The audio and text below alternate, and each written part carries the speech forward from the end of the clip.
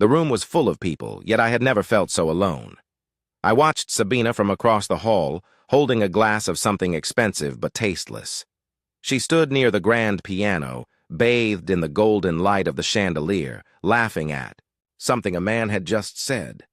Not just laughing, tilting her head slightly, her eyes holding his a fraction of a second longer than necessary, her fingers grazing his wrist as if by accident. A coincidence. Maybe. I took a sip of my drink, letting the warmth settle in my chest. It wasn't jealousy. I wasn't the type. But there was something off in the way she was behaving. Not just with him, but in general. She had been different lately. More distant. More careful with her phone, with her schedule, with her words. I had noticed, of course. I noticed everything. Sabina turned her head slightly, her gaze flickering, across the room before landing on me. For just a second, her expression changed. A flash of something. Hesitation, surprise, maybe even guilt, before she smoothed it over with that perfect smile. The same smile she had given me when I had proposed, the same smile she used when she wanted me to believe something that wasn't true. She excused herself from the conversation, crossing the room toward me with the grace of someone who knew how to control every movement. "Enjoying yourself?" she asked, sliding her arm through mine. "Sure," I said, watching her face carefully. She leaned in, pressing a quick kiss to my cheek. But there was something calculated about it, something too intentional. I glanced toward the man she had been talking to. He hadn't left. He was watching. Her, though he pretended not to. He was too comfortable, too sure of himself. Not the awkward uncertainty of a stranger flirting with a married woman, but the ease of someone who already knew what she tasted like. I kept my voice neutral. "Who's your friend?" She hesitated, too briefly for most people to catch, but not for me. "That's Daniel. We met through work." "Funny, I don't remember you mentioning him." She let out a soft, dismissive laugh. "We barely know each other. He's just here for the event. Why are you feeling threatened?" She said it like a joke, but there was something in her voice, a challenge. I held her gaze. Should I be? Another second too long. Then, effortlessly, she laughed again and pulled away. "You're ridiculous." And just like that, she was gone, disappearing into another circle of people before I could say anything else. But I wasn't done. I turned my attention back to Daniel. He was still there, still calm, sipping his drink, his posture too relaxed. He didn't look around nervously, didn't check to see if anyone was watching, because he didn't need to, because he had been here before. The night stretched on, filled, with polite conversations I barely heard and smiles I didn't return. I was watching Sabina, but I was also waiting for her to slip, to confirm what my instincts were already screaming at me. It happened when she thought I wasn't looking. She leaned in toward Daniel again, her lips brushing his ear as she whispered something. He didn't laugh. He didn't smirk. His eyes darkened. That was the moment I knew. She wasn't just talking. She was testing boundaries, pushing limits, seeing how far she could go before getting caught. I didn't react. Not yet. Instead, I waited. When she finally turned back toward the room, her gaze instinctively flicked to mine. She knew. She had been caught. For a fraction of a second, something flashed in her eyes. Fear, maybe. Or regret. Then, like a switch, had been flipped, she gave me that perfect, practiced smile. The same one she had used all night. The one that, for the first time in years, I didn't believe. Without another word, she turned and walked away, leaving me standing there in a room, full of people, more certain than ever that something had already been lost between us. And the worst part? I wasn't sure it had ever really been mine to begin with. I didn't say anything on the way home. Sabina didn't either. The silence between us wasn't new. Over the years, it had settled in like an old piece of furniture, always there, taking up space, but never acknowledged. Tonight, though, it felt heavier, denser. I could feel her watching me out of the corner of her eye as she drove, waiting to see if I would break first, if I would ask, if I would accuse. But I didn't. Because I wasn't the type to lash out without proof. Because I wanted to know how deep this went. The car rolled to a stop at a red light. Sabina reached for her phone, her fingers moving too quickly over the screen. Not texting. Deleting. My jaw tightened. I turned my head slightly, just enough to catch the reflection of her phone in the window. She wasn't clearing notifications. She was erasing something. She felt my eyes on her and locked the screen immediately. The light turned green. She kept both hands on the wheel now, staring straight ahead. I exhaled slowly, forcing my pulse to steady. By the time we pulled into the driveway, she had composed herself again. She gave me another perfect, effortless smile. "Are you coming in?" I stepped out of the car, pretending to hesitate. "I think I'll take a walk first." She frowned slightly, but nodded. "All right. Don't be too long." She kissed my cheek, too soft, too calculated, and went inside. I waited until the door clicked shut. Then I pulled out my phone. I opened the tracking app. She didn't know I had installed it months ago, back when the first cracks had started showing in our marriage. Not because I wanted to be the paranoid husband, but because I needed to know. The screen loaded. Her location was still here. Our house. I stared at it for a moment, letting the paranoia settle. Maybe I was wrong. Maybe I was overreacting. Then, just as I was about to close the app, her location changed. I froze. It flickered, updating. Then it showed a different address. A hotel. Not just any hotel, the hotel. The one she had mentioned a few weeks ago in passing. The one she had said looked charming when we had driven by. The one that was nowhere near her work or anywhere she had any reason to be. A cold calm washed over me. I didn't hesitate. I called a cab. The drive was quiet. The city passed by in a blur of neon and darkness, the streets alive with people moving through their own stories, unaware that mine was collapsing. I kept my phone in my hand, watching the tracking dot move. She was still there.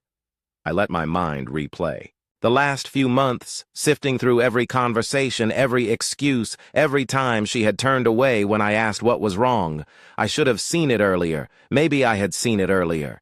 Maybe I had just refused to believe it. The cab slowed. I paid without thinking, stepping out into the cool night air. The hotel was understated, expensive but discreet. The kind of place designed for people who didn't want to be found. I walked. Inside. The woman at the front desk barely glanced at me. I leaned against the counter, forcing a casual tone. "Hey, my wife left her scarf in one of the rooms earlier. I was wondering if I could check if it's still there." She gave me a polite but bored look. "What room?" I hesitated for just a second, just enough to make it look real. 301. She typed something into her computer. "I'm sorry, but I can't give out guest information." Of course. I smiled like I hadn't expected anything else. "I'll just call her." I stepped away, pulling out my phone. The call rang twice, then straight to voicemail. I clenched my jaw. I needed to see for myself. I took the stairs instead of the elevator, each step slow, deliberate. I reached the third floor, the hallway quiet, except for the faint hum of the ventilation system. I walked forward. Room 301. The door was slightly open. My pulse slowed, not quickened, slowed, because my body knew before my mind did. I reached for the handle. I pushed it open. The room was dimly lit.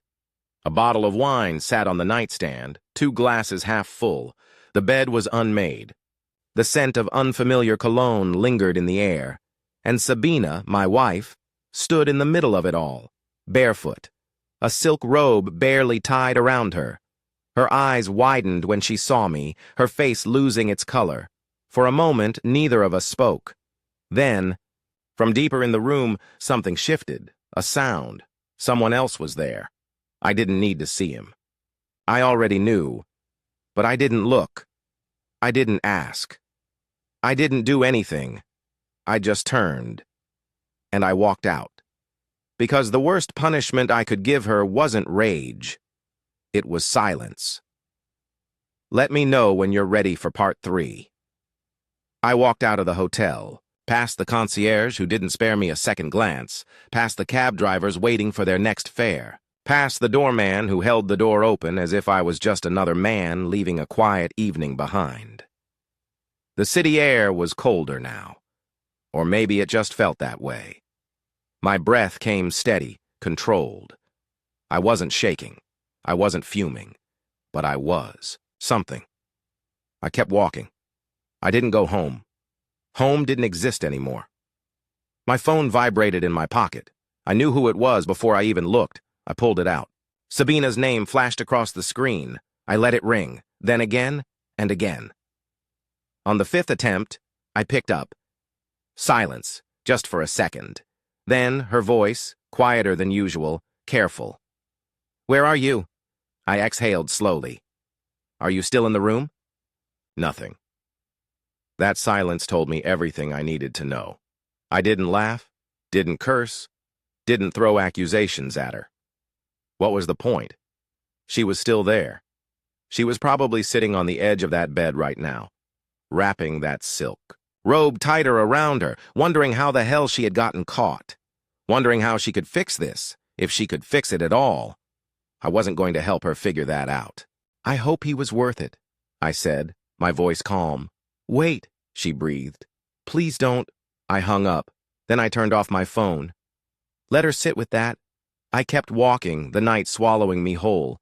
I didn't want to go home, but I didn't know where else to go. The city stretched out before me, indifferent, alive.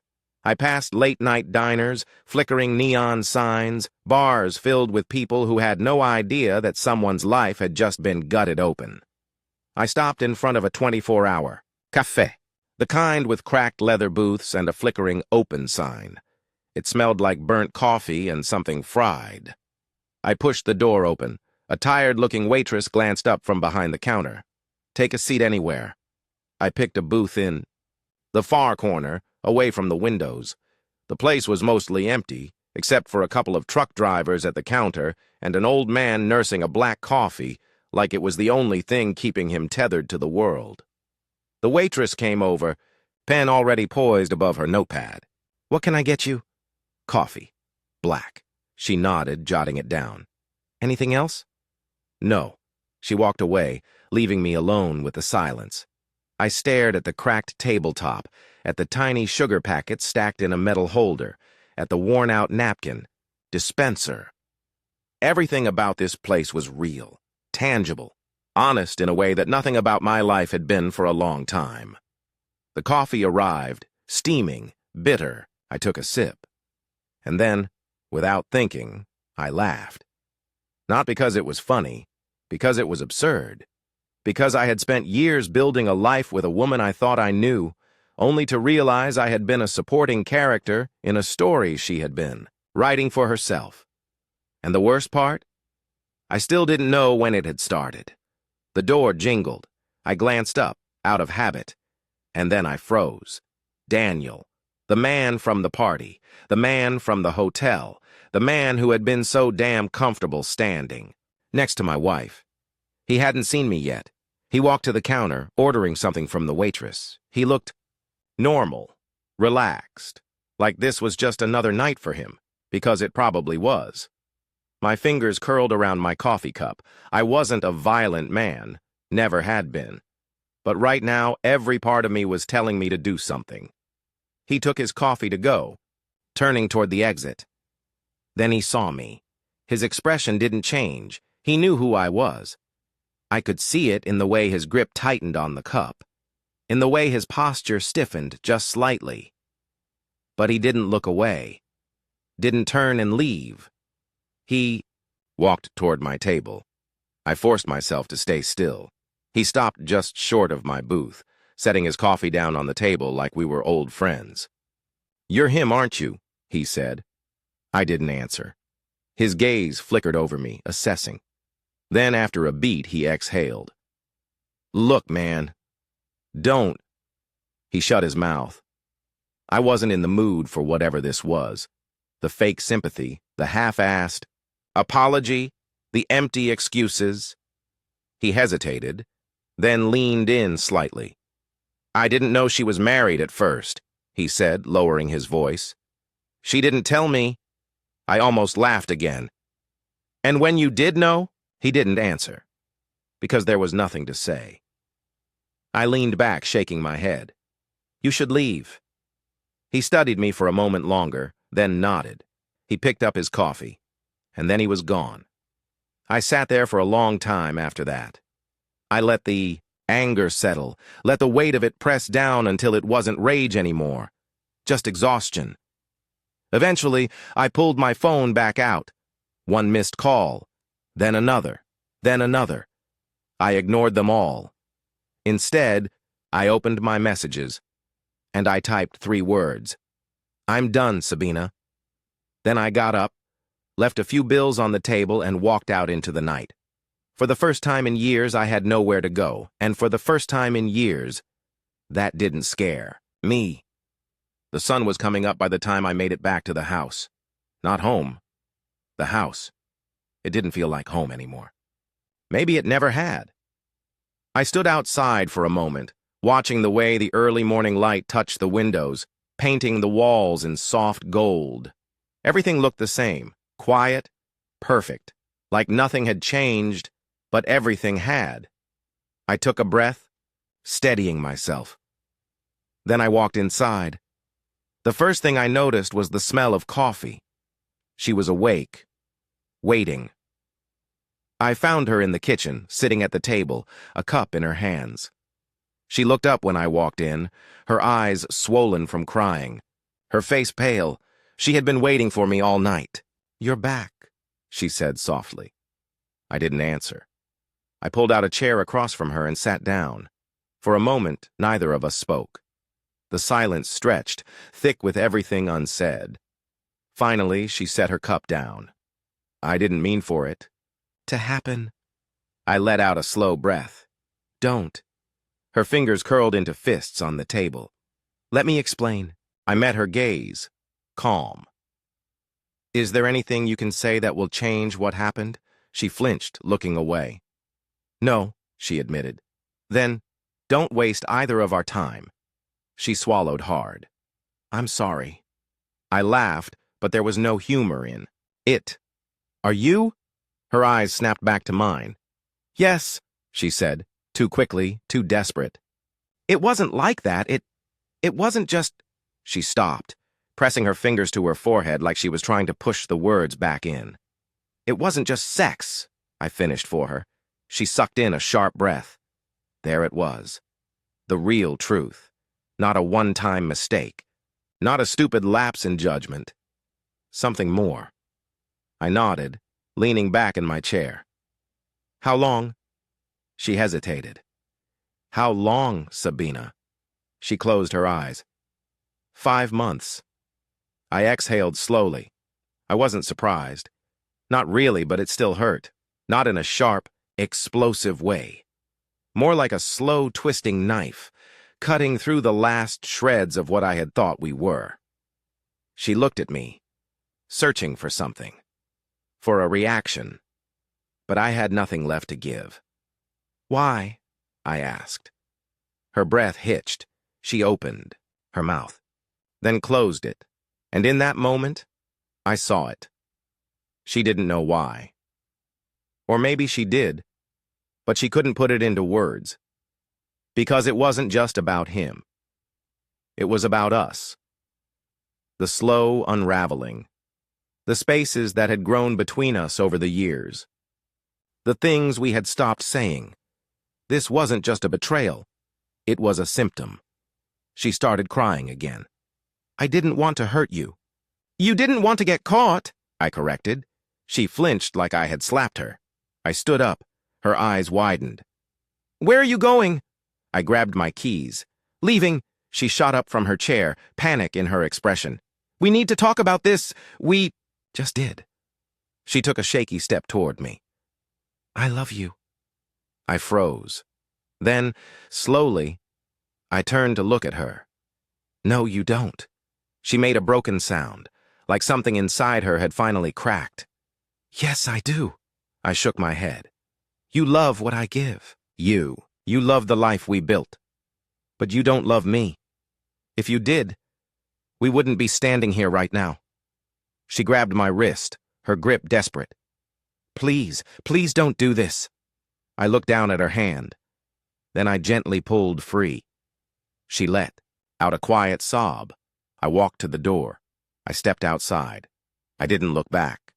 I drove without a destination, just the open road, stretching out before me, endless and unknown.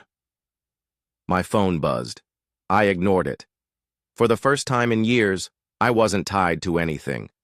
No more waiting for answers, no more chasing ghosts, no more drowning in a marriage that had ended long before I ever realized it.